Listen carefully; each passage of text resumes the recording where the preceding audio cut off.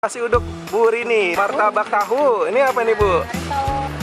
Isi sayuran. Ini lontong isi, oh sayur, saya kira isi lemari Bu. Mau dong Bu buatin nasi uduknya. Seporsi berapa sih Bu biasanya Bu? Seporsi 7.000. Murah banget tuh.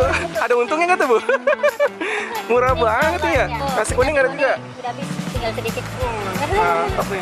Biasanya ada nasi ulam, tapi lagi nggak bikin. Oh biasa ada nasi ulam juga. Oh, nasi kebuli nggak ada Bu? Coba yang porsi 7.000 dulu kayak Ya, gimana Bu? 7.000. Kalau nggak bihun mie. Mie deh Bu, mie. Ya. Ini mie goreng ya Bu ya? Ya. Wah, enakan mie goreng daripada mikirin ya Bu ya. Betul. Nah ini mie goreng, mikirin hidup kata Ibu. Nah, sambalnya kita ciduk. Wah mantap. Wih. Terus kedal Bu boleh? Nah,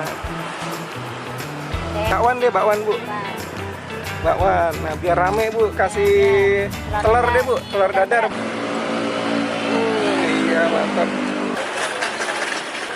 Beneran enak banget guys.